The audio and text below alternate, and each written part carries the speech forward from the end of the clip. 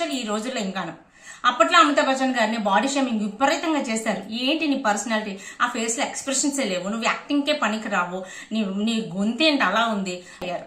మరి రజనీకాంత్ గారిని ఎన్ని మాటలు అయినా అతనంటూ ఒక యూనిక్ స్టైల్ తో అతను బయటకు వచ్చారు. ఒక ఘంటసాల గారిని ఎన్ని మాటలు అన్నారు, ఆయన వాయిస్ పనికిరాదన్నారు, నీ గొంతేంటి, నువ్వు పాటకు పనికిరావన్నారు. మరి ఆయన జానకి గారి వాయిస్ విని ఏంటి నీది పేలగా ఉంది అన్నారట.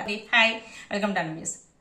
ఈ మధ్యకాలంలో రియాలిటీ షోస్ చాలా చాలా చాలా మార్పులు వచ్చాయి. అది మనం యాక్సెప్ట్ చేయాల్సిన విషయమే. ఒకనొక టైంలో పాడుతీగా ఎంత బ్లాక్ బస్టర్, తర్వాత రాను రాను అంటే బాలుగారు ఉన్నప్పుడే రాను రాను అది చూసే జనాల సంఖ్య తగ్గిపోతూ వచ్చింది. ఎందుకని ఆ తర్వాత మిగతా ఛానల్స్ వాళ్ళు ఏం చేశారు, సో దీనికి కమర్షియల్ ఆస్పెక్ట్స్ యాడ్ చేసుకుంటూ ఓన్లీ సింగింగ్ చూస్తే చూడట్లేదు, ఇంకో ఎక్స్ట్రా ఏదైనా పెట్టాలి అనుకుంటూ ఎక్స్ట్రా కామెడీయో లేకపోతే ఏదో ఒకటి చేయడం ఇలాంటివి చేసి కొంచెం మసాలాలు క్రియేట్ చేసరికి ఇంకా అలాంటి షోస్ ఇంకా బాగా క్లిక్ అయింది. సో ఇది అనేది వాళ్ళ కమర్షియల్ పార్ట్, అది వాళ్ళ బిజినెస్ లో పార్ట్, దాన్ని మనం తప్పడాల్సిన అవసరం లేదు.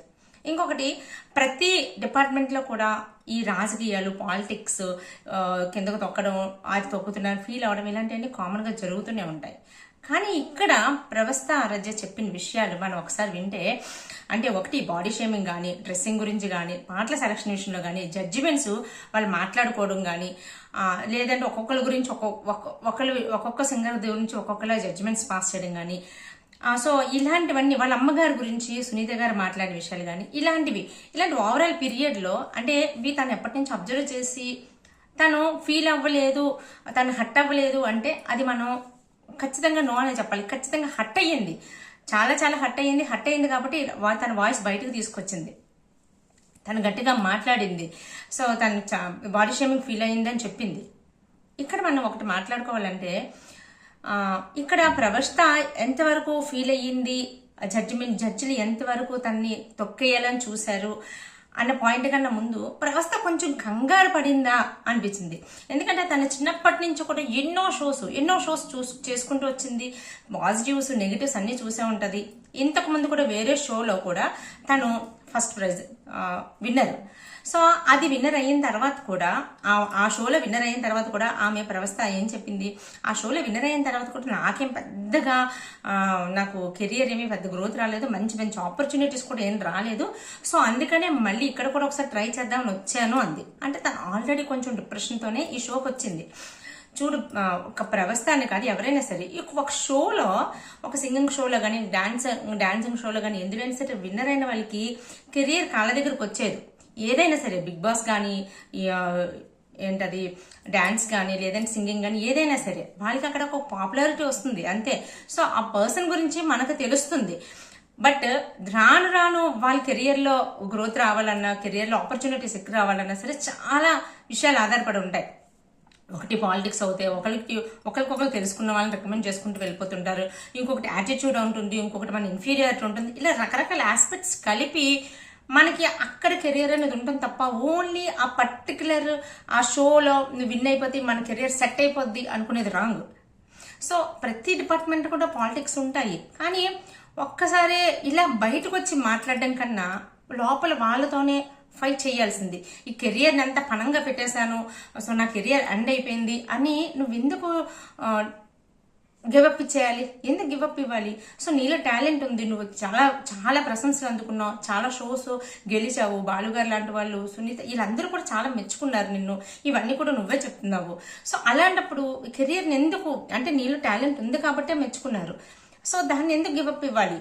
ఎక్కడైనా అంటే ఫర్ ఎగ్జాంపుల్ చూడండి, కొంతమంది అంటే ఒక అమితాబ్ బచ్చన్ గారిని చూసుకుంటే స్టార్టింగ్ లో ఆయన దేనికి పనికిరారు అన్నారు, ఆయన ఫేషియల్ ఎక్స్ప్రెషన్స్ బాగాలేదన్నారు, ఆయన వాయిస్ బాగాలేదన్నారు. సో అలాంటిది రాను రాను ఆయన బయటకు వచ్చేలేదే, క్విట్ అయిపోలేదే, నువ్వేంటి పర్సనాలిటీ ఏంటి ఎంత వర్స్ట్గా ఉందని తన్ని బాడీ షేమింగ్ చేశారు. అలాంటి ఆయన ఏం ప్రూవ్ చేసుకున్నారు? ఆయననే కాదు, మీ సింగింగ్ డిపార్ట్మెంట్ లోనే చూసుకున్నా సరే, ఒక ఘంటసాల గారు కానీ, ఒక జానకి గారు కానీ, ఎవరైనా సరే ఒక్కసారి వాళ్ళ వాయిస్లు చూసి జానకి గారి వాయిస్ విని ఏంటి ఎంత సన్నగా పేలగా వస్తుందని చెప్పి కామెంట్స్ చేసేవారంట. సో ఆమె ఎంత మంచి పేరు తెచ్చుకున్నారు. ఇలా చాలా మంది నో అని చెప్పి అబ్జెక్ట్, అంటే వాళ్ళకి ఇంకా మీరు పనికి రారు అనుకున్న వాళ్ళే మేము కాదు, మేము ప్రూవ్ చేసుకున్నాం చాలా మంది ఉన్నారు. సో ఇదేంటంటే ఈ మధ్య కాలంలో నచ్చలేదు అంటే వాళ్ళ నుంచి మనకి ఏదైనా అబ్జెక్షన్ వచ్చింది అంటే వీడియో పెట్టేసి వీడియో పెట్టడం వల్ల ఏమొస్తుంది అంటే లాస్ అనేది మీకు ఎంత వస్తుందో వాళ్ళకు కూడా అంతే వస్తుంది. ఫర్ ఎగ్జాంపుల్ కీరవాణి గారు లాంటి వాళ్ళు. కీరవాణి గారు మన ఇండియాకి అంటే ఒక ఆస్కర్ అవార్డు గ్రహీత. సో అంత ఒక పెద్ద లెవెల్లో ఉన్నారు. ఆయన అంత పెద్ద వాళ్ళని అంత పెద్దగా ఫైట్ చేస్తే మనకు ఒరిగేది ఏముండదు, ఇంకొంచెం లాస్ తప్ప ఏముండదు. దానివల్ల వాళ్ళకు కూడా బ్యాడ్ ఇమేజ్.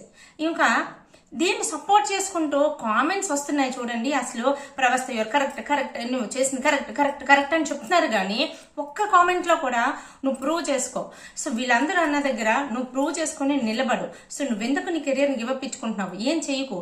ఇలా ఏంటి చాలా మంది చాలా చాలా పడ్డ వాళ్ళందరూ చెడ్డవాళ్ళు కాదు. నువ్వు ఇంకా వేరే ప్లాట్ఫామ్స్ లో ప్రూవ్ చేసుకో, వేరే దగ్గర ప్రూవ్ చేసుకో అని ఒక్క కామెంట్ కూడా చెప్పట్లేదు. సో ఎవరినైనా సరే కొంచెం పాపులర్ ఉన్న వాళ్ళని లేకపోతే గట్టిగా ఉన్న వాళ్ళని తిడితే ఇంకా ఆపోజిట్ లో వెళ్ళిపోయి కామెంట్స్ కూడా అలాగే పెట్టడం. సో కామెంట్స్ ఇలా వస్తున్నాయంటే వాళ్ళు వెళ్ళిన రూట్ కరెక్ట్ అనుకోని వాళ్ళు అనుకోవడం, ఇలాగే జరుగుతుంది. ఇప్పుడు ఈ ప్రవస్థనే కాదు, రీసెంట్ గా రఘు కాలేజ్, వైజాగ్ లో రఘు కాలేజ్ లోని ఈ విషయం ఎక్కడ ఏ సోషల్ మీడియాలో కూడా ఏమీ మాట్లాడట్లేదు. ఎందుకు నాకు అర్థం కావట్లేదు. ఆ టీచర్ ని స్టూడెంట్ చెప్పించి కొట్టింది. ఎంత హీనమైన పరిస్థితికి వెళ్ళిపోయింది చూడండి. అంటే ఈ సోషల్ మీడియా ఎఫెక్ట్స్ వచ్చిన తర్వాత ఏదైనా వచ్చిన తర్వాత ఒకళ్ళు ఎదురు తిరగడం అనేది అసలు సర్వసాధారణం అయిపోయింది. టీచర్ ని ఎంత వర్స్ట్ గా మాట్లాడింది. నువ్వు ఎవరివి అనుకుంటూ బాడీ ఊపుకుంటూ అసలు నువ్వు నా ఫోన్ తీసుకోవడం ఏంటి అనుకుంటూ ఫోన్ ఇవ్వకపోతే చెప్పించి కొడతా అని చెప్పించి కొట్టింది. అంటే ఎక్కడికి వెళ్ళిపోతుంది? పేరెంట్స్ ఏం చెప్తున్నారు? సో ఇక్కడ నేను అక్కడ ఆ రఘు కాలేజ్ స్టూడెంట్ పేరెంట్స్ అయినా సరే అది చూసి చాలా సిగ్గుపడి ఉంటారు. కానీ దానికన్నా ముందు అమ్మాయి బిహేవియర్ ఒక్కరోజు అలా వచ్చి ఉండదు. చాలా రోజుల తర్వాత చూస్తుండగానే అమ్మ బిహేవియర్ అలా వచ్చి ఉంటుంది. ఖచ్చితంగా పేరెంట్స్ ఇది మంచి చెడు చిన్నప్పటి నుంచి ఖచ్చితంగా చాలా గట్టిగా చెప్పాల్సిన సిచ్యువేషన్. అలాగే ప్రవస్థి వాళ్ళ మదర్ కూడా ప్రవస్థి గురించి, సో ప్రవస్థి ఇది కాదు, ఇలా చేయడం వల్ల ఏం ప్రయోజనం? ఎస్ కరెక్టే, నువ్వు చాలా సిచ్యువేషన్స్ లో షేమ్ ఫీల్ అయ్యావు, చాలా ఇది అయ్యాము. మనం ఫైట్ చేయవలసింది ఇప్పుడు దీనివల్ల 10 మంది డిస్కషన్స్ పెట్టుకుంటారు తప్ప ప్రవస్థకు దీనివల్ల జరిగిన న్యాయం ఏంటి? న్యాయం ఏమీ ఉండదు. న్యాయం ఏమైనా ఉండదా? మేబీ ఇంకా తనకి ఇంకా కెరియర్లో ఏమైనా అంటే ఇంకా రావాల్సిన ఆపర్చునిటీస్ కూడా రావడం కష్టమైపోతుంది. ఇంకొకటి ఏంటి, వీళ్ళు పెద్దవాళ్ళ గురించి ఒకటి 2 సార్లు మాట్లాడుకుంటారు, వాళ్ళు కూడా మాట్లాడతారు, అయిపోతుంది. సో వాళ్ళని తక్కువ చేసినట్టు మాట్లాడుకుంటాం, అయిపోతుంది. రేపు పొద్దున్న వాళ్ళ పేరెంట్ పోతుందా, వాళ్ళకి ఆపర్చునిటీస్ పోతాయా, లేదు అంటే వాళ్ళకి ఇవ్వాల్సిన రెస్పెక్ట్ ఇవ్వకుండా పోతారా? అన్నీ అలానే ఉంటాయి. కానీ ఇది కాకుండా ఇంకొక విధంగా ఫైట్ చేసి ఉంటుంటే, సో తను అక్కడే నిజంగా తను అంత హట్ అయ్యి తను అంత షేమ్ గా ఫీల్ అయినప్పుడు అదే డిపార్ట్మెంట్ లో కొంతమంది మంచిగా ఉన్న వాళ్ళు ఉన్నారు అని చెప్పినప్పుడు వాళ్ళ ద్వారా వేరే సోర్స్ ద్వారా తీసుకొని తను ఫైట్ చేస్తే అది వేరేలా ఉండదు. సో ఇదే విషయం వాళ్ళ మదర్ ప్రవస్థ గైడ్ చేసి ఇంకోలా చేసుంటే వేరేలా ఉండను. ఇదే సింగింగ్ డిపార్ట్మెంట్ లోనే చాలా షోస్ లోని నెంబర్ 1 కింద అంటే విన్నర్ అయిన వాళ్ళు కెరియర్ అనుకున్నంత సక్సెస్ అయింది ఏం లేదు. సో విన్నింగ్ ఈ షోస్ అనేవి కేవలం పేరు కోసమే. ఆల్రెడీ ప్రవస్థకు బోల్డ్ పేరు వచ్చింది, మరి దేని గురించి? సో ఇందులో గెలిచినంత మాత్రం నీకు ఆపర్చునిటీస్ వచ్చేస్తాయంటే లేదు. ఎందుకంటే ఆల్రెడీ అంతకుముందు ఒక షోలో గెలిచాను నేను, దానివల్ల నాకు పెద్ద ఆపర్చునిటీస్ రాలేదు, నువ్వే ఒప్పుకున్నావు. అలాంటప్పుడు ఈ ఫైట్ ఇంకోలా చేయాల్సింది ప్రవస్థ. ఎందుకంటే నీలో ఉన్న టాలెంట్ ఇంకోలా యూజ్ చేసుకుని, నో టాలెంట్ ఉంది, చిన్నప్పటి నుంచే చూస్తున్నారు, ఎవరికి రాదు. దేవుడిచ్చిన వరం, మీ పేరెంట్స్ నిన్ను అంతలాగా ఎంకరేజ్ చేసి నిన్ను ఇంతలా చేశారు. యువర్ జస్ట్ 19 years, కానీ నీకున్న ఎక్స్పీరియన్స్ చాలా చాలా ఎక్కువ.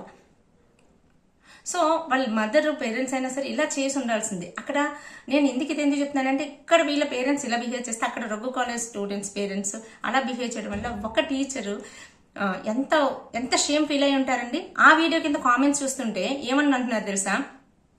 టీచర్స్ అమ్ముడు పోతే ఇలానే ఉంటది అని చెప్పి మళ్ళీ టీచర్ని అంటున్నారు.